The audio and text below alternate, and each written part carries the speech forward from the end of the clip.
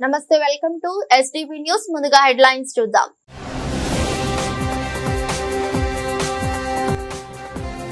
ఆదాయ శాఖలపై సచివాలయంలో సీఎం చంద్రబాబు నాయుడు సమీక్ష. పాల్గొన్న మంత్రి పయ్యావుల కేశవ్, వివిధ శాఖల అధికారులు.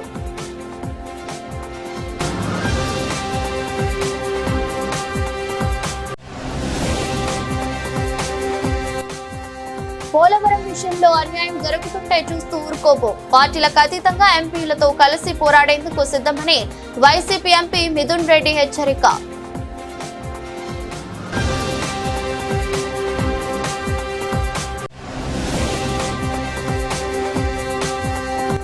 విజయవాడలో జరిగిన రెవెన్యూ సర్వీస్ అసోసియేషన్ రాష్ట్ర కార్యవర్గ సమావేశం.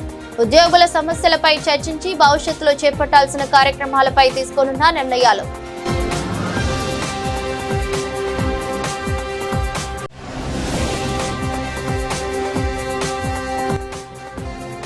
కానూరు ఎన్ఆర్ఐ కాలేజీలో విద్యార్థి అనుమానాస్పద మృతి. కేసు నమోదు చేసుకుని దర్యాప్తు చేస్తున్న పెనమలూరు పోలీసులు.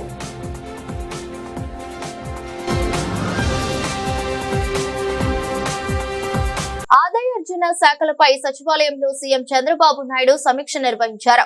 రిసోర్స్ మొబిలైజేషన్, వివిధ శాఖల్లో ఆదాయాలపై నిర్వహించిన సమీక్షలో ఆర్థిక శాఖ మంత్రి పయ్యావుల కేశవ్, వివిధ శాఖల అధికారులు పాల్గొన్నారు.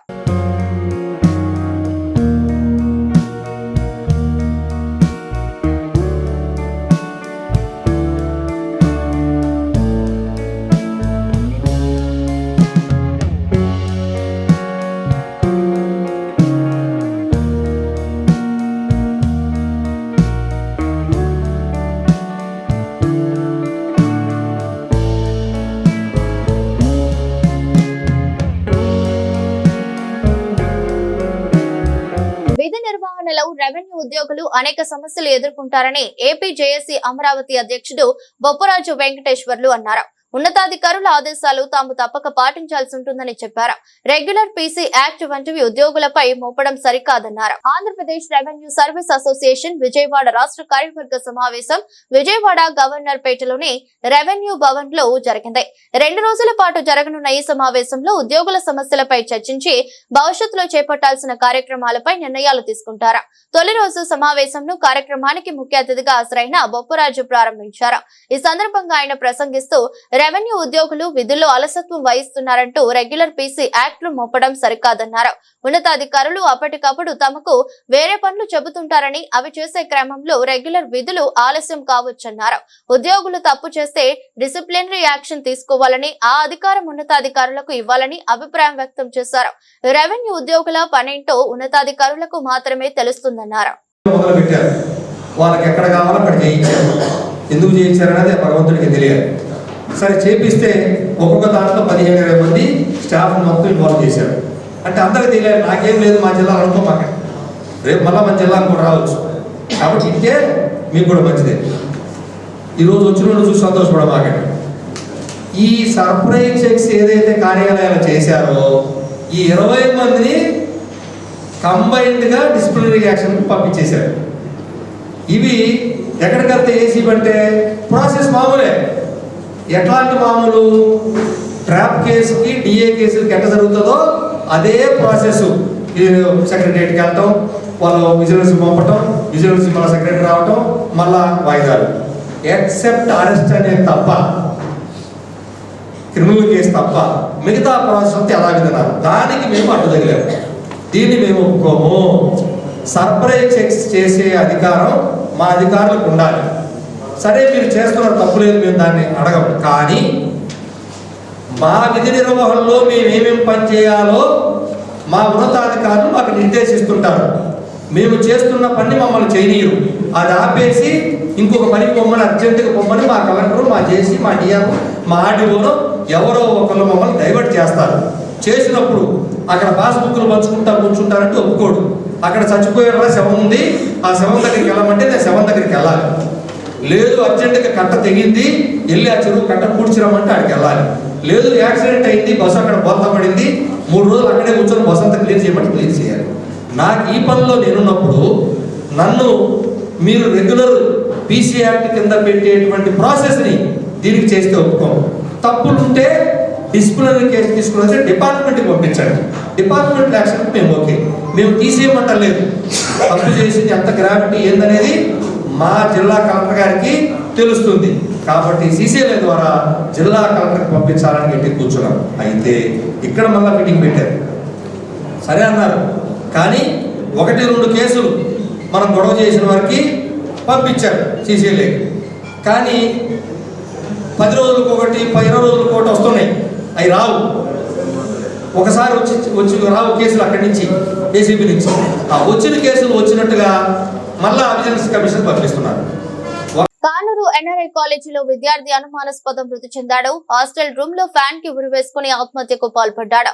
మృతుడు ఇంటర్మీడియట్ ద్వితీయ సంవత్సరం చదువుతున్న గుర్రం వేణునాథ్. తోట్లవల్లూరు మండలం గురువిందపల్లి గ్రామానికి చెందిన గుర్రం వేణునాథ్ పోలీసులు గుర్తించారు. ప్రేమ వ్యవహారమే ఆత్మహత్యకు కారణమని చెబుతున్న ఎన్ఆర్ఐ సిబ్బంది. కాగా పెనమలూరు పోలీసులు కేసు నమోదు చేసుకుని దర్యాప్తు చేస్తున్నారు.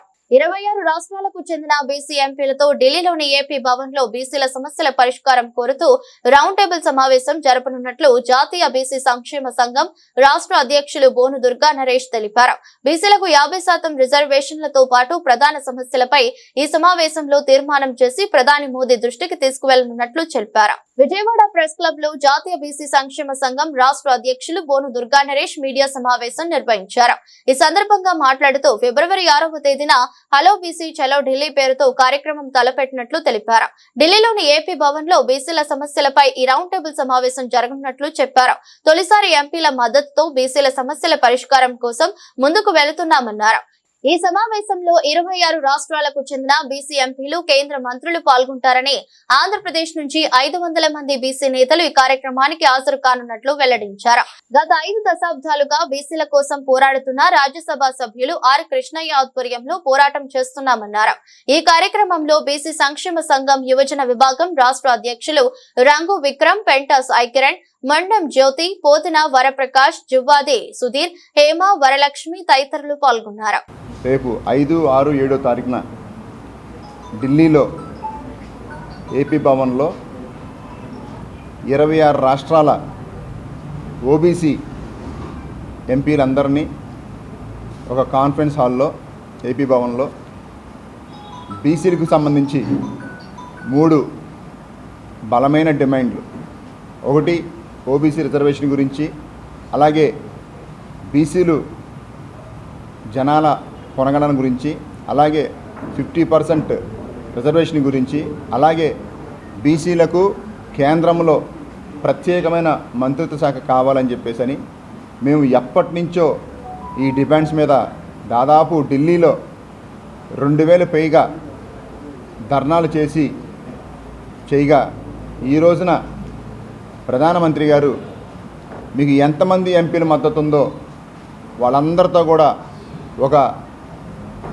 మాట్లాడి ఒక రికమెండేషన్ తీసుకోండి, దాన్ని బట్టి నేను మీకు ఏ రకంగా న్యాయం చేయగలను అనేది నేను రేపు పార్లమెంట్లో దాని మీద చర్చిస్తానని చెప్పి మా జాతీయ అధ్యక్షులు ఆర్ కృష్ణ గారికి మాట్లాడడం జరిగింది. దాన్ని పురస్కరించుకొని కృష్ణయ్య గారు దీన్ని ఎంతో ప్రతిష్టాత్మకంగా తీసుకొని ఈ బాధ్యత నాకు అప్పచెప్పడం, ఇవాళ ఆంధ్రప్రదేశ్ నుంచి 26 జిల్లాల నుంచి కూడా దాదాపు ఆంధ్రప్రదేశ్ బీసీ సంఘ అధ్యక్షులు బోను దుర్గా నరేష్ యాదవ్కి, అదేవిధంగా సభకు వచ్చిన మీడియా మిత్రులకి అందరికీ నా నమస్కారాలు. నా పేరు భీమవరపు హేమ సురేష్. నేను మన సోదరుడు దుర్గా నరేష్ చెప్పిన దాంతో ఏకీభవిస్తున్నాను.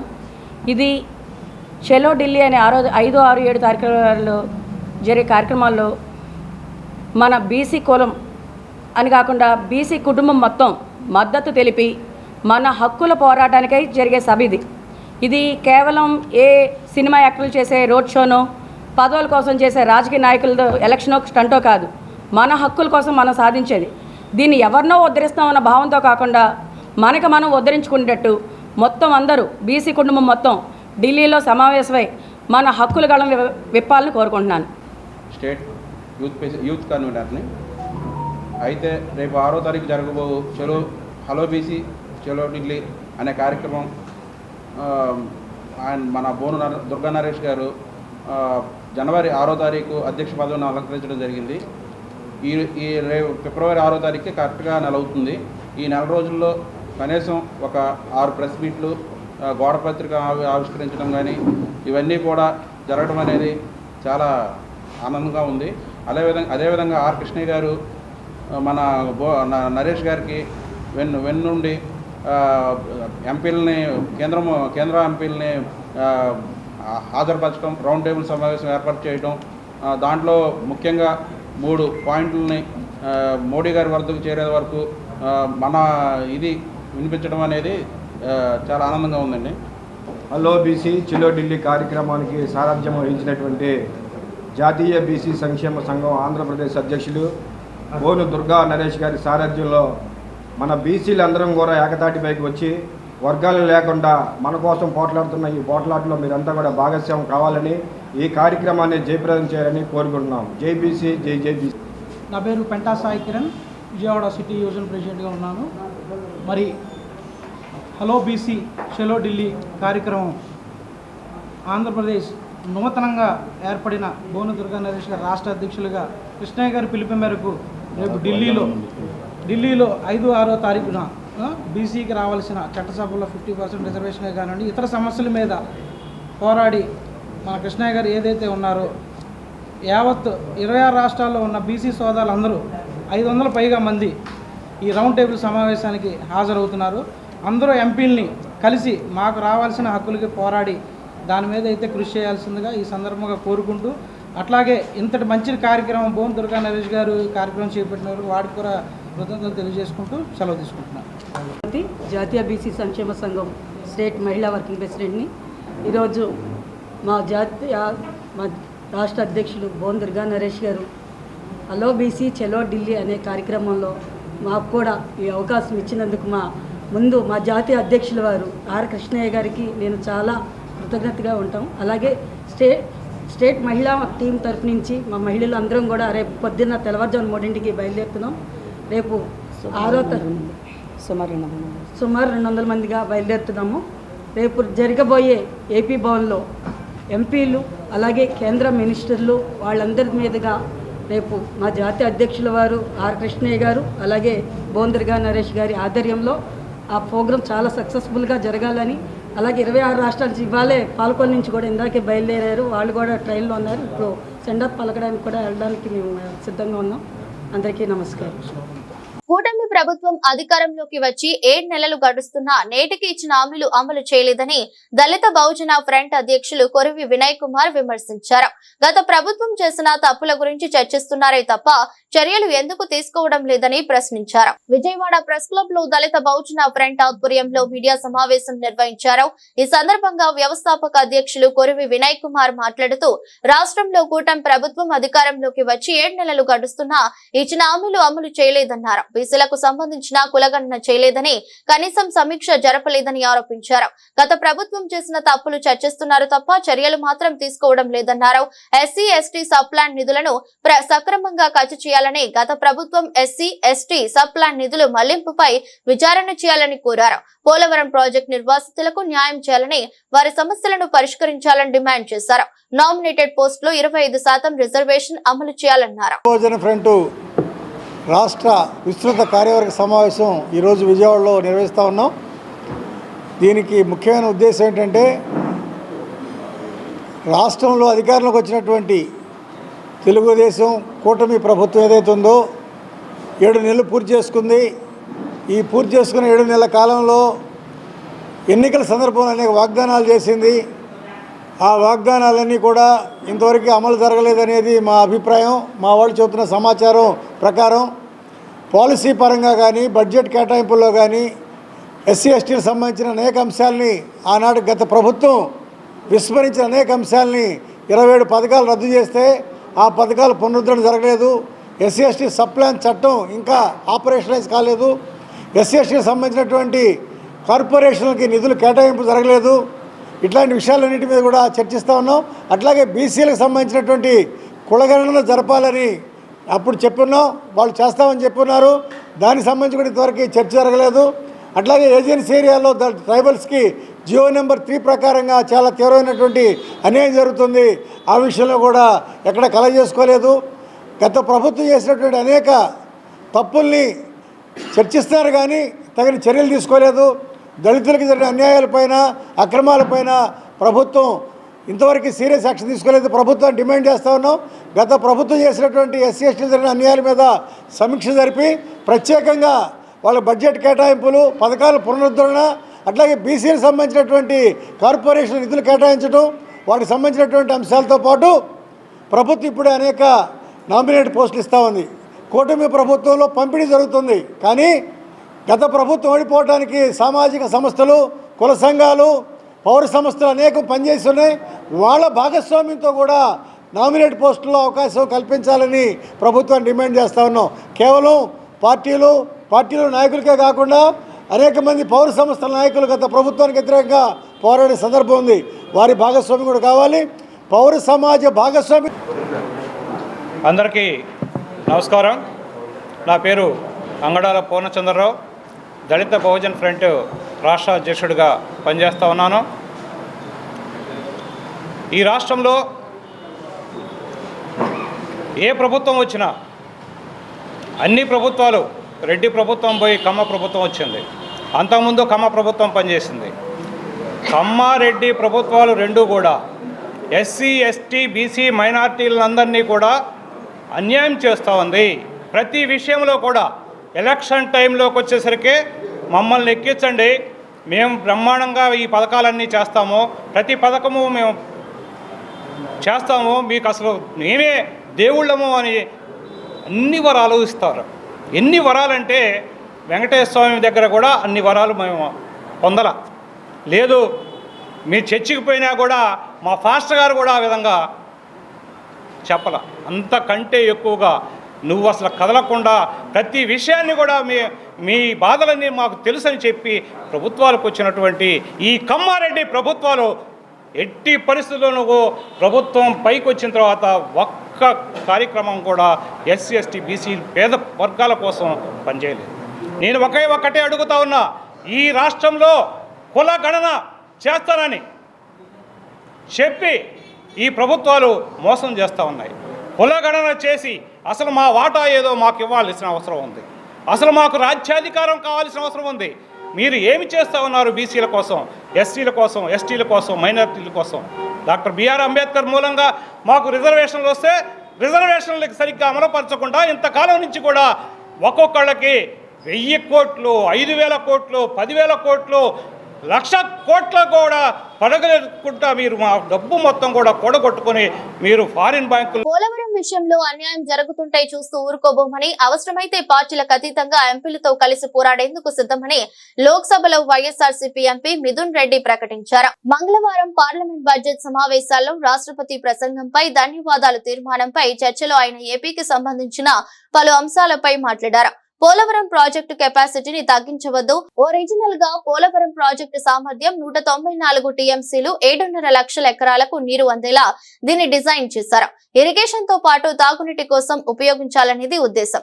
కానీ 41.15 మీటర్లకు ప్రాజెక్టును తగ్గిస్తూ బడ్జెట్ లో ప్రతిపాదనలు పెట్టారు. దీనివల్ల పోలవరం కెపాసిటీ 194 నుంచి 115 టీఎంసీలకు పడిపోతుంది. ఈ తగ్గించడం వల్ల కేవలం 3.2 లక్షల ఎకరానికి నీరు అందుతుంది. ఇది రైతులకు, రాష్ట్రానికి తీరని అన్యాయం చేసినట్లే. ఈ అన్యాయం ఎదిరించేందుకు టీడీపీ ఎంపీలతో కలిసి పోరాటానికి సిద్ధం, లేకుంటే ఆంధ్ర రాష్ట్ర ప్రజలు క్షమించరని అన్నారు ఆయన. Sri PB Mithun Reddy ji. Very good, Dada. Sri PB Mithun Reddy ji. Thank you, sir, for letting me talk on the motion of thanks to the President address. I would like to raise a very important issue concerning my state, Andhra Pradesh. Sir, during the partition of the state and in the AP Reorganization Act, Polavaram project has been promised to us as a national project. So originally the project was designed at 194 TMC and it was designed to cater to 7.2 lakh acres of for irrigation and also drinking water needs, sir. But in the recent budget speech, we have seen that the project has been, the storage has been restricted to 41.15 MDDL drawdown level, which means that the capacity of Polavaram project will reduce from 194 TMC to 115 TMC, sir. This is a big setback for our farmers, big setback for our state, and we demand that the Polavaram project should be constructed as promised by the central government, as given in the AP Reorganization Act. It should not be reduced in capacity, sir. It's a big hit. The capacity, if it is reduced to 115 TMC, it's going to cater to only 3.2 lakh acres of irrigation against 7.2 lakh acres which has been promised, sir. This is a big setback, and I really urge even the Telugudesam MPs, we are ready to work together on this, sir. The people of Andhra Pradesh will not forgive us if this is going to be implemented in the state. And we also want to know, sir, that recently the NDA government in Andhra Pradesh, Telugudesam party has announced that water will be diverted from Polavaram project for Banakacharla project and give water to Rayalaseema areas. How is it possible when the capacity of the project is being reduced, sir? And in the budget speech, the revised cost has also for 41.15 MDDL has been reduced to 30,496 crores, and the balance grant is only 12,157. So this is a serious setback, sir. One way there is no, the promise of special category status has gone back, and now even Polavaram project, instead of constructing it fully, now it is being reduced in size, and which is reduced in capacity, which is totally against our state and interest of our people, sir. We demand that the original Polavaram project capacity should be maintained, and we are not going to budge on this. And the second important thing, sir. Sir, any government, power is not eternal, governments come and go, but the policies should remain the same, sir. For example, our former Chief Minister introduced English medium in government schools, sir. He introduced the CBSE syllabus. English medium means the government, all the government schools had a page of the same syllabus in English and one side in Telugu, sir.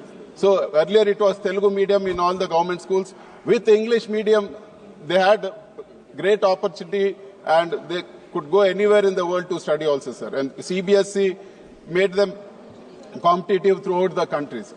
But the recent developments in our state, lot of people, there is thing that English medium is being discontinued. Nandyal జిల్లా Dhone CI Imtiaz బాషా సిబ్బందితో కలిసి న్యాయవాది కృష్ణప్రసాద్ పై అక్రమ కేసులు నమోదు చేస్తూ బెదిరింపులకు గురి చేస్తున్నారని ఆంధ్రప్రదేశ్ లాయర్స్ అసోసియేషన్ సభ్యులు ఆరోపించారు. ఇప్పటికే సిఐ పై హోంమంత్రికి ఫిర్యాదు చేశామన్నారు. విజయవాడ గాంధీనగర్ లోని ప్రెస్ క్లబ్ లో ఆంధ్రప్రదేశ్ లాయర్స్ అసోసియేషన్ సభ్యులు మీడియా సమావేశం నిర్వహించారు. ఈ సందర్భంగా శ్రీనివాస్ మరియు ఇతర ప్రతినిధులు మాట్లాడుతూ రాష్ట్రంలో న్యాయవాదులకు భద్రత లేకుండా పోతుందన్నారు.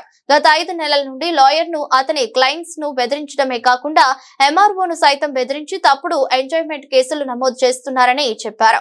ఇప్పటికే సిఐ పై హోంమంత్రికి ఫిర్యాదు చేశామన్నారు. చట్ట ప్రకారం నడుచుకోవాల్సిన సిఐ ఇంతియాజ్ బాషా చట్ట వ్యతిరేక చర్యలకు పాల్పడుతున్నారని చెప్పారు. న్యాయపరంగా పోరాటం చేస్తున్నామని తగిన గుణపాఠం చెబుతామన్నారు. ఈ సమావేశం కండక్ట్ చేయడానికి ముఖ్య కారణం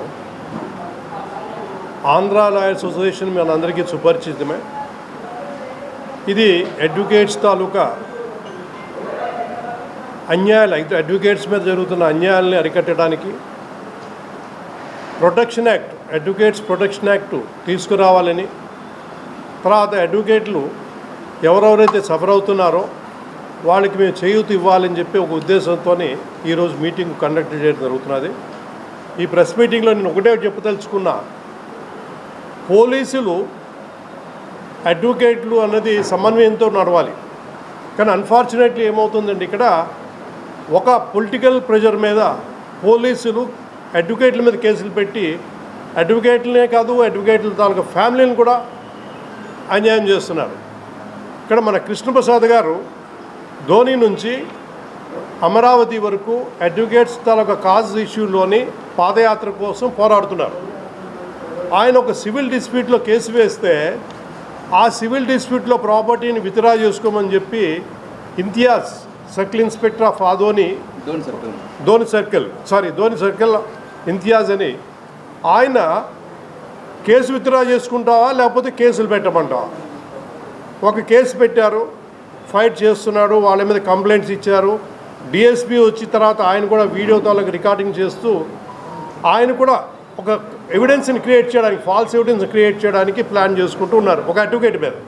ఇక్కడ కృష్ణప్రసాద్ ఈరోజు కావచ్చు, ఈరోజు ఇంకో కొంతమంది అడ్వకేట్స్ కూడా కావచ్చు. ఇక్కడ మనకి మెయిన్ కాజ్ ఏంటంటే ఒక కేసు, క్రిమినల్ కేసు పెట్టిన తర్వాత మళ్ళీ ఇంకో క్రిమినల్ కేసు, హైకోర్టుకి వెళ్ళి స్టే తీసుకొస్తే మళ్ళీ ఇంకో క్రిమినల్ కేసు. అది ఎవరి మీద? కొడుకు మీద.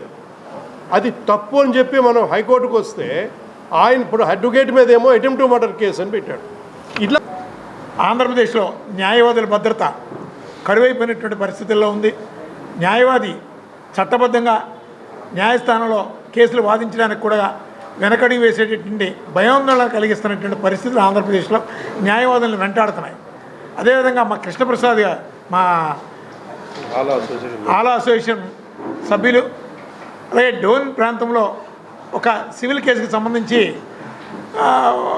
ఆయన అడ్వకేట్గా, ఆన్ రికార్డ్ అడ్వకేట్గా ముందుకు నడుస్తున్నటువంటి తరుణంలో కొంతమంది లోకల్ ప్రెజర్స్తో అక్కడ ఉన్నటువంటి స్థానిక సర్కిల్ ఇన్స్పెక్టర్ అడ్వకేట్ మీద ప్రెజర్ తీసుకొచ్చి, మీ కేసులు వేయొద్దు, న్యాయస్థానంలో మీరు కేసులు మీ పేరు మీద ఏం ఫైల్ అవ్వకూడదు, మాకు తెలిసినటువంటి వాళ్ళ నుంచి నాకు ప్రెజర్ వస్తుంది, అందుచేత మీరు కేసులు వేయడం మొదలు పెడితే మీ మీద మేము అక్రమ కేసులు పెడతామని చెప్పి నేరుగా భయపెట్టేటటువంటి పరిస్థితుల్లో ఈరోజు అక్కడ ఉన్నటువంటి సర్కిల్ ఇన్స్పెక్టర్ ఇంతియాజ్ గారు ఈరోజు స్వయంగా చెప్పుకోవడం అనేది చాలా బాధాకరం. అందుకని ఆలా మొట్టమొదటి నుంచి ఏ అడ్వకేట్కి ఏ కష్టం వచ్చినా, ఏ అన్యాయం జరిగినా ఆలా ముందుంటుంది. ఆలాని స్థాపించేటటువంటి ప్రధాన లక్ష్యమే రాజారాం గారు కావచ్చు, అలాగే కీర్తిశేషులు శంకు గారు కావచ్చు, అలాగే అవధానుల హరి గారు, మేమంతా అడ్వకేట్స్కి ఏ కష్టం వచ్చినా మేము ఉన్నామనే ఒక భరోసాని కల్పించడమే ప్రధాన లక్ష్యంగా మేము ముందుకు నడుస్తున్నాం. ఖచ్చితంగా ఆలా ఆధ్వర్యంలో అడ్వకేట్ ప్రొటెక్షన్ యాక్ట్ మీద ఆల్ హైర్ అఫీషియల్స్ అందరికీ కూడా మేము రిప్రజెంటేషన్స్ ఇవ్వడం జరిగింది. అలాగే లా కమిషన్ ఆఫ్ ఇండియాకి కూడా మేము రిప్రజెంట్ చేయడం జరిగింది. అలాగే సుప్రీంకోర్టులో కూడా దీని మీద న్యాయ పోరాటం చేద్దామని ఆలోచన అయితే ఉంది. ఏ ప్రభుత్వం వచ్చినా అడ్వకేట్స్ ప్రొటెక్షన్ యాక్ట్ ఇదిగో అదిగో అంటున్నారు తప్ప దాన్ని కార్యరూపం దాల్చడంలో పూర్తిగా ఏ ప్రభుత్వాలైనా సరే విఫలం అవుతున్నాయి. అడ్వకేట్స్ని ప్రభుత్వాలు మాయమాటలు చెప్పి అలాగా నిరాశతో అడ్వకేట్స్ యాక్ట్ 1961 ప్రకారం మరి న్యాయవాదుల వాళ్ళ వృత్తిపరంగా అన్ని రాష్ట్రాల్లో కల్పించవలసిన బాధ్యత లా అండ్ ఆర్డర్ మరి పోలీసు ప్రభుత్వ వ్యవస్థ మీద ఉన్నప్పటికీ కూడా మరి అనేక సంఘటనలు చూస్తున్నాం మనం. న్యాయవాదులు వాళ్ళ వృత్తిలో అనేక రకమైన ప్రెషర్స్, అనేక రకమైన భయాందోళనలు ఎదుర్కోవాల్సిన పరిస్థితి వస్తుంది. దానికి ప్రత్యక్ష తార్కాణం ఇటీవల మరి కృష్ణప్రసాద్ గారు ద్రోణాచలంలో ఆయన మీద పెట్టిన అక్రమ కేసులు. మరి వీటన్నిటికీ ఒక అంతిమ పరిష్కారం కనుగొనవలసిన అవసరం ఉంది అనే సదుద్దేశంతో మరి ఆంధ్ర లాయర్స్ అసోసియేషన్ ఒక పటిష్టమైన న్యాయవాదుల భద్రతా చట్టం కోసం పోరాడుతున్నది. మరి పార్లమెంట్లోనూ అసెంబ్లీలోనూ దీని మీద చర్చ జరిగి న్యాయవాదుల పరిరక్షణకు, వాళ్ళ వృత్తిలో స్వేచ్ఛగా వాళ్ళ కర్తవ్యాన్ని నిర్వహించడానికి న్యాయవాదుల భద్రతా చట్టాన్ని తేవాల్సిన అవసరం ఉన్నది. మరి న్యాయ వ్యవస్థ కనుక బలహీనపడినట్టయితే మరి పౌరుల హక్కులన్నీ కూడా డేంజర్లో పడతాయి. అన్ని వ్యవస్థలు కూడా ప్రజాస్వామ్యం ప్రమాదంలో పడుతుంది. కాబట్టి మరి అడ్వకేట్స్కి భద్రతా చట్టం కోసము ఆంధ్ర లాయర్స్ అసోసియేషను మరి అన్ని సంఘాలతోటి న్యాయవాదులు అందరూ సమైక్యత గళం వినిపించి దానికోసం పోరాడుతామని సందర్భంగా తెలియజేస్తున్నాం. నాకు జరిగిన అన్యాయం మీద మా తోటి న్యాయవాదులు, సీనియర్ న్యాయవాదులైన రాజారాం గారు, అలాగే మిగతా న్యాయవాదులందరూ కూడా కృష్ణప్రసాద్ అన్యాయంపై స్పందించడం చాలా బాధాకరమైన విషయం.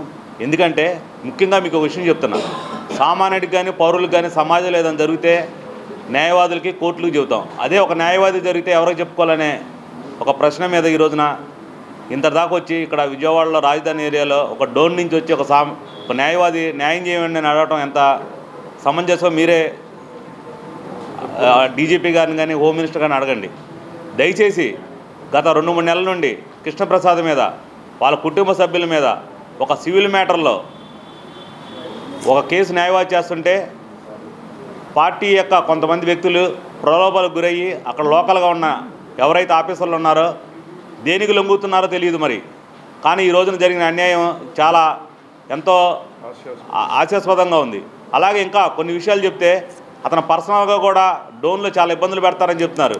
దయచేసి ఆంధ్రప్రదేశ్ న్యాయవాదులు అందరూ కూడా ఈ విషయం మీద ఒక న్యాయవాద్య అన్యాయం మీద స్పందించి ఈ విషయంపై మీరు వెంటనే డీజీపీ గారు కానీ అక్కడ లోకల్ ఎస్పీ గారు కానీ ప్రత్యేక కమిటీ వేసి అతను కృష్ణప్రసాద్ మీద అక్రమ కేసులు ఏదైతే బనాయిస్తున్నారో దాని మీద వెంటనే ఒక చర్య తీసుకొని అక్కడ సీఐని ఎమ్మటే ట్రాన్స్ఫర్ చేయటం కానీ శాఖాపరమైన చర్యలు తీసుకోవాల్సిందిగా ఈరోజు నా తోటి మిత్రుడిగా న్యాయవాదిగా నేను అడుగుతున్నానని చెప్పి థ్యాంక్ యూ. రాష్ట్రంలో ప్రత్యర్థి పార్టీ ఎమ్మెల్యేలకు విలువ లేకుండా పోయిందని వైఎస్ఆర్సీపీ ఎమ్మెల్యే విరూపాక్ష ఆవేదన వ్యక్తం చేశారు. మంగళవారం తాడేపల్లిలోని వైఎస్ఆర్సీపీ కార్యాలయంలో విరూపాక్షి మాట్లాడుతూ కొంతమంది ఐఏఎస్ ఐపీఎస్ లు పక్షపాతంగా వ్యవహరిస్తున్నారు. రాజ్యాంగబద్ధంగా గెలిచి ఎమ్మెల్యేగా ఉన్న నాకు అధికారులు గౌరవం ఇవ్వడం లేదు. ఓడిపోయిన టీడీపీ నాయకులు చేపట్టినట్టు అధికారులు చేపట్టడం ఏంటి? ఈ కార్యక్రమంలో రాష్ట్రంలో రాజ్యాంగానికి విలువ లేకుండా చేశారు. ప్రోటోకాల్ పాటించాలని కూడా ఆ అధికారులకు తెలియదా? ఎమ్మెల్యే మాటలకు గౌరవం లేదా? మేము ప్రజలు ఓట్లేస్తే గెలిచాం. ఎమ్మెల్యేగా ప్రజా సమస్యలను చెబితే అధికారులు పట్టించుకోవడం లేదు. ఇప్పటికైనా అధికారుల్లో మార్పు రావాలి. అధికారులు కూటమి నేతల మోచేతి నీళ్లు తాగొద్దు. మూలం పడేసినారు. ఒక్క మాట జరగట్లేదు. ఏమనంటే ఒక ఆయనకి పిఆర్డీకి ఫోన్ చేస్తే అన్న కలెక్టర్ గారు చెప్పినారన్నా మేము ఏం చేయాలన్నా ఇన్ఛార్జ్ మాట వినమని అంటారు. ఇదే ఎక్కడండి? ఇది ఎక్కడ రాజ్యాంగము? ఎక్కడ రాజ్యాంగం రచించింది? ఎమ్మెల్యే గెలిచిన వాళ్ళే కదా, ఎమ్మెల్యే గెలిచిన వాళ్ళే కదా అసెంబ్లీకి వస్తారు. ఆ ఇన్ఛార్జ్ వస్తారు అసెంబ్లీకి. అలాంటిది ఎంత దుర్మార్గమైన పరిపాలన చేస్తున్నారంటే అంత దుర్మార్గమైన పరిపాలన చేస్తున్నారు. ఆ దుర్మార్గమైన పరిపాలన విడిచిపెట్టి కలెక్టర్కి అయితేనే మేము దయచేసి చెప్తున్నాము, మీరు ఎంతో కష్టపడి చదివి ఆ డ్యూటీ ఉద్యోగాలు చేస్తున్నారు. ఎస్పీ గారికి అని చెప్తున్నాము, సార్ మీరు మిమ్మల్ని ఎక్కడ పంపిరు? మీ ఎస్పీ మిమ్మల్ని ట్రాన్స్ఫర్ చేస్తే ఖచ్చితంగా మీ ఎస్పీ కార్యాలయానికే పంపిస్తారు. కలెక్టర్ని కానీ కలెక్టర్ ఆఫీస్కే పంపిస్తారు తప్ప మిమ్మల్ని ఎక్కడ ఇంటికి పంపిరు. మీ ఉద్యోగంని రాజీనామా చేసి పంపిరు మిమ్మల్ని. మేము ఓటే ఆడుతున్నాం. రాజ్యాంగంలో ఏం హక్కులు ఉన్నాయో ఆ హక్కులే అడుగుతున్నాం తప్ప మేమే వేరేటి అడగట్లేదు. దయచేసి ఇప్పటికన్నా ఇంకా 4 సంవత్సరాలు ఉంది మాకి ఒక ఎమ్మెల్యేకి ఎలక్ట్ అయినకి కొద్ది మీరు కానీ సహకరించి మా పనులు చేసి పెట్టలేని విధంగా మిమ్మల్ని కోరుకుంటున్నాము. అదేవిధంగా ఎస్ఐలు అయితేనేమి సిఐలు అయితేనేమి చాలా దుర్మార్గంగా ఆయన్ని చంపడానికి ఏపీఓ అయితేనేమి ఎస్ఐ అయితేనేమి వీళ్ళందరూ కలిసి కుమ్మక్కై ఆడ ఇన్ఛార్జ్ ఉండే వీరభద్ర గారు కొడుకు ఆయన గిరిమెల్లంట, ఆయన అయితే అన్యాయంగా ఈరోజు ప్రాణాలు నరికి చంపినారు. ఆయనకి 6 మంది 4 ఆడపిల్లలు 2 మగపిల్లలు. ఆయనకి చిన్న ఉద్యోగం అది, దాని నుంచే బతికి జీవనం సాగించేవాడు ఆయన. అలాంటి వాడిని ఈరోజు పుట్టను మెరుకుంటే ఎవరు దీనికి వాళ్ళ భార్య పిల్లల్ని ఎవరు సాకేవలేదు. ఇంకనైనా మీరు, ఎందుకంటే మనిషి అంటే లాస్ట్ చరిత్రలు చెప్తాయి, మానవ జన్మే లాస్ట్ జన్మ అంటున్నారు. అలాంటిది ఒక్క మనిషిని చంపితే ఈ చంద్రబాబు నాయుడు గారికి అసలు చీము కుట్టినంతగానే కాదు మనసులు చంపేది. ఆయన వాళ్ళ కార్యకర్తలకు మెసేజ్ చేసి ఎట్లా చంపుతారా? అదే మా జగన్మోహన్ రెడ్డి ప్రభుత్వం మా అధికారంలోకి వస్తేనే పైటాల శ్రీరామ్కి ప్రాణహాని ఉందంటే ఆయనకు ఆల్రెడీ 2 గన్మెన్లు ఉంటే వెనకనే 2 గన్మెన్లు మళ్ళా 2+2 ఇచ్చిన వ్యక్తి ఎవరంటే మనసున్న వ్యక్తి, ఒక ప్రాణ విలువ తెలిసిన వ్యక్తి. అట్లా నాయకుడు పార్టీలకు ఖచ్చితంగా నాకు ఓటు వేయకున్న వాళ్ళకి కానీ ఖచ్చితంగా అర్హత ఉంటే గెలిపేయాలనే సంక్షేమ పథకాలు వేయాలనే వ్యక్తి, ప్రజలోదులకే పరిపాలన చేసిన వ్యక్తి. ఎందుకంటే సచివాలయాలను పెట్టి ఇంటి దగ్గరికే పరిపాలన చేసిన వ్యక్తి ఎవరంటే మా జగనన్నే. అలాంటి పరిపాలన జనాలు ఇప్పుడు చాలా తిట్టుకుంటున్నారు. పొలాల్లోకి పోతే మా జగన్ కర్ణాటకలోని 150కి పైగా ఇంజనీరింగ్ కళాశాలలు, దేశంలో 50కి పైగా డీమ్డ్ 2B విశ్వవిద్యాలయాల ప్రవేశాలకు కామెడ్కే పరీక్ష మే 10న తేదీన నివసిస్తున్నట్లు executive secretary doctor S Kumar తెలిపారు. ప్రవేశ పరీక్షకు దరఖాస్తులను మార్చి 15వ తేదీలోపు ఆన్లైన్ లో నమోదు చేయాలని సూచించారు. విజయవాడలోని ఓ హోటల్లో COMEDK executive secretary doctor S Kumar, Era foundation CEO P Muralidhar media సమావేశం నిర్వహించారు. ఈ సందర్భంగా మే 10వ తేదీ నిర్వహిస్తున్న ప్రవేశ పరీక్ష బ్రోచర్లను విడుదల చేశారు. అనంతరం మాట్లాడుతూ కర్ణాటక అన్ఎయిడెడ్ ప్రైవేట్ ఇంజనీరింగ్ కాలేజీల అసోసియేషన్ మరియు యూనిగేస్ సభ్య విశ్వవిద్యాలయాలతో అనుబంధంగా ఉన్న సంస్థలు అందించే బిఈ బీటెక్ ప్రోగ్రాంలలో ప్రవేశం కోరుకునే అభ్యర్థుల కోసం ఈ పరీక్ష నిర్వహిస్తున్నట్లు చెప్పారు. ఈ ఆన్లైన్ పరీక్ష భారతదేశంలోని 200+ నగరాల్లో 400 కంటే ఎక్కువ పరీక్షా కేంద్రాలలో జరుగుతుందన్నారు. ప్రవేశ పరీక్షకు దరఖాస్తులను మార్చి 15వ తేదీలోపు ఆన్లైన్ లో నమోదు చేసుకోవాలన్నారు. మొత్తం దరఖాస్తు మరియు పరీక్షా ప్రక్రియ ఆన్లైన్ లో నిర్వహించబడుతుందన్నారు. Thank you very much for coming here. కొద్దిగా తెలుగు కొద్దిగా ఇంగ్లీష్లో మాట్లాడతాం. First let me introduce doctor S Kumar. Doctor Kumar గత 50 years నుంచి ఎడ్యుకేషన్ ఫీల్డ్లో ఉన్నారు. He is a doctor by profession and he was principal of MS Ramaiah and then was also the chancellor of Devaraj Urs university. Only last year he has retired from that profession. For the last 20 years, he has also been member of various education bodies across India, especially in the medical sciences. He is currently the Executive Secretary and CEO of Comet K in Karnataka. So he has been running that organization very successfully. So for today's press conference, we will request Dr. Kumar to please talk to you. And Namaskaram. Again, on behalf of the Consortium of Medical, Engineering, Dental Colleges of Karnataka, which is called Comet K, I thank you all for responding to our request to be here this morning. The academic admission session for the year 2025 has just commenced.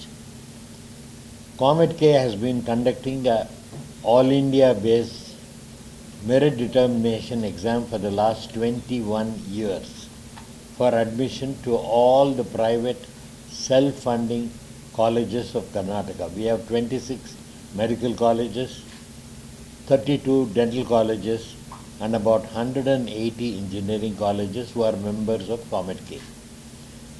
Ever since NEET has been mandated as the only mode of admission to health sciences, Comet now continues to conduct entrance exam for engineering and technical education streams. This year, the application starts from 3rd of February. The online application will continue till 15th March. And as has been the practice, Comet conducts its exam on the second Sunday in the month of May. This year, we are conducting it on the 10th of May, which happens to be a Saturday. That is because we have not been able to get the required number of terminals. Now, last year, we had a total of 1,18,000 students who applied for our Comet exam. Over the last 7 years, we have... Comet K Karnataka నుంచి వచ్చాము. Sir ఏమో Comet K executive secretary. మేము ఈ exam every year మేలో చేస్తాము. This is for entrance to 150 private engineering colleges of Karnataka. ఈ 150 కాలేజీలో 22,000 సీట్ల కోసం స్టూడెంట్స్ ఈ ఎగ్జామ్ ఇచ్చి అక్కడ అడ్మిషన్ తీసుకోవచ్చు. ఈ ఎగ్జామ్ మే 10th అవుతుంది. ఫిజిక్స్, కెమిస్ట్రీ, మ్యాథ్స్కి 180 క్వశ్చన్స్ ఉంటాయి. Multiple choice computer based exam ఉంటుంది. దీనికి ఎలిజిబిలిటీ ఏమో ఫిజిక్స్ క్లాస్ 12లో ఫిజిక్స్, కెమిస్ట్రీ, మ్యాథ్స్లో 45% మార్క్స్ ఉండాలి. ఎస్సీ, ఎస్టీ అయితే 40% మార్క్స్ ఉండాలి. అన్ని ఫిజిక్స్, కెమిస్ట్రీ, మ్యాథ్స్లో ఇండివిజువల్లీ పాస్ అయి ఉండాలి. ఇది తప్ప మాకు మెయిన్ ఎగ్జామ్లో అడ్మిషన్స్లో ఏ రిజర్వేషన్ లేదు. మొత్తం ఒక మెరిట్ లిస్ట్ మూలకంగానే మేము ఈ అడ్మిషన్స్ చేస్తాము. కర్ణాటక ఎందుకు అంటే కర్ణాటకలో గత 60 సంవత్సరాల నుంచి ఇంజనీరింగ్ కాలేజెస్ మెచ్యూర్ అయ్యి చాలా మంచి పొజిషన్లో ఉన్నాయి కాబట్టి స్టూడెంట్స్ మొత్తం కంట్రీ నుంచి అక్కడికి వెళ్ళి చదువుకుంటారు. మేము 20 ఏళ్ల నుంచి ఈ ఎగ్జామ్ కామెట్ కే ఎగ్జామ్ చేస్తున్నాము. గత సంవత్సరం 120,000 మంది ఎగ్జామ్ తీసుకున్నారు. ఉన్ను అడ్మిషన్స్ ఒక 15,000 వరకు అడ్మిషన్స్ అయినాయి బెంగళూరు కర్ణాటకలో. ఇంకొక ఎగ్జామ్ యూనిగేజ్ అని మేము కలిపాము కామెడ్కేతో. అదేమో 55 ప్రైవేట్ యూనివర్సిటీస్ ఆల్ ఇండియా మాతో కలిసి ఎగ్జామ్ ఒకటే, కానీ స్టూడెంట్స్ ఉట్టి కామెడ్కే కానీ తీసుకోవచ్చు, లేకపోతే ఉట్టి యూనిగేజ్ తీసుకోవచ్చు, లేకపోతే 2 కలిపి కూడా తీసుకోవచ్చు. 2 వేరే వేరే మెరిట్ లిస్ట్ చేస్తాం. యూనిగేజ్దేమో ఒక మెరిట్ లిస్ట్ చేసి ఆ కాలేజెస్కి ఇస్తాము, స్టూడెంట్స్కి ఇస్తాం, వాళ్ళు డైరెక్ట్గా అడ్మిషన్ తీసుకోవచ్చు. కామెడ్కేకి మటుకు మేము ప్రజలు ఆహ్లాదంగా సమయాన్ని గడిపే కేఎల్ రావు పార్క్ లో మరింత ఆహ్లాదభరితంగా చేసేందుకు ఎంపీ థియేటర్ ను ఏర్పాటు చేయాలని విజయవాడ నగరపాలక సంస్థ కమిషనర్ ధ్యానచంద్ర అన్నారు. నిత్యం రద్దీగా ఉండే ఈ పార్క్ లో ప్రజల సౌకర్యార్థం వాహనాలు నిలిపేందుకు ఒక ప్రత్యేకమైన ప్రాంతానికి కేటాయించాలని అధికారులను కమిషనర్ ఆదేశించారు. మంగళవారం ఉదయం తన పర్యటనలో భాగంగా చిట్టినగర్ వద్ద గల కేఎల్ రావు పార్క్, సూరిరావుపేట, వన్ టౌన్ ప్రాంతాలని పర్యటించి క్షేత్రస్థాయి పరిశీలించారు. ఈ సందర్భంగా కమిషనర్ మాట్లాడుతూ కేఎల్ రావు పార్క్ లో ఎంపీ థియేటర్ ను ఏర్పాటు చేసి ప్రజలకు మరింత ఆహ్లాదాన్ని అందించేది. పార్క్ లోపల ఉన్న మరమ్మతులను సత్వరమే పూర్తి చేసి పార్కు విచ్చేసిన ప్రజలకు ఎటువంటి ఇబ్బంది కలగకుండా చూసుకోవాలని, నిత్యం రద్దీగా ఉండే ఈ పార్క్ లో ప్రజల సౌకర్యార్థం వాహనాలు నిలిపేందుకు ఒక ప్రత్యేకమైన ప్రాంతానికి కేటాయించాలని అధికారులను ఆదేశించారు. వరదల్లో పాడైపోయిన ఇండోర్ స్టేడియం ను పునరుద్ధరిస్తున్న పనులను పరిశీలించారు. ఇండోర్ స్టేడియంలో గల ఫ్లోరింగ్ నాణ్యత ప్రమాణాలతో పూర్తి చేసి త్వరితగతిన ప్రజలకు అందుబాటులోకి తీసుకురావాలని అధికారులను ఆదేశించారు. పార్క్ లో జరుగుతున్న లైటింగ్ పనులను పరిశీలించి మరమ్మతులు వేగవంతం చేయాలని అన్నారు. కేఎల్ రావు పార్క్ ముఖ ద్వారమును మరింత అందంగా అభివృద్ధి పరచుటకు చర్యలు తీసుకోవాలని అధికారులను ఆదేశించారు. బందర్ రోడ్డు, సూర్యారావుపేట ప్రాంతాల్లో అన్ని పర్యటించి పారిశుద్ధ్య నిర్వహణను క్షేత్రస్థాయిలో పరిశీలించారు. గాంధీజీ మహిళా కళాశాల వద్ద గల అన్న క్యాంటీన్ పరిశీలించారు. నిర్ణీత టోకెన్ నెంబర్లు ఇస్తున్నారా, ఆహార నాణ్యత, కిచెన్ పరిశుభ్రత, అన్న క్యాంటీన్ లో గల త్రాగునీరు, పారిశుద్ధ్యం, మరుగుదొడ్లు నిర్వహణ వంటి విషయాలన్నీ క్షేత్రస్థాయిలో పరిశీలించి నోడల్ ఆఫీసర్లు అందరూ ఎప్పటికప్పుడు అప్రమత్తంగా ఉంటూ ప్రజలు ఎటువంటి ఇబ్బంది కలగకుండా చూసుకోవాలని ఆయన అన్నారు. వార్తలు ముగించే ముందు మరోసారి హెడ్లైన్.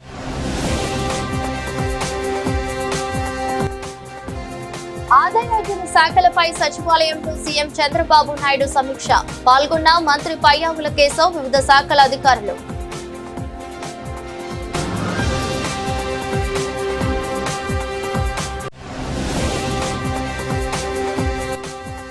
పోలవరం విషయంలో అన్యాయం జరుగుతుంటే చూస్తూ ఊరుకోబో. పార్టీలకు అతీతంగా ఎంపీలతో కలిసి పోరాడేందుకు సిద్ధమని వైసీపీ ఎంపీ మిథున్ రెడ్డి హెచ్చరిక.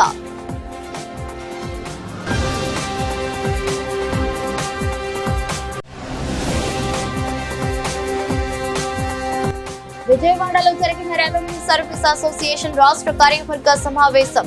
ఉద్యోగుల సమస్యలపై చర్చించి భవిష్యత్తులో చేపట్టాల్సిన కార్యక్రమాలపై తీసుకోనున్న నిర్ణయాలు.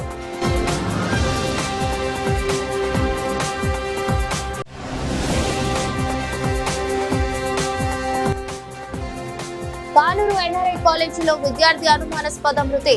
కేసు నమోదు చేసుకుని దర్యాప్తు చేస్తున్న పెనమలూరు పోలీసులు.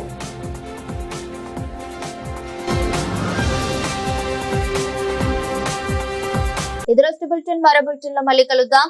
అంతవరకు సెలవు. నమస్కారం.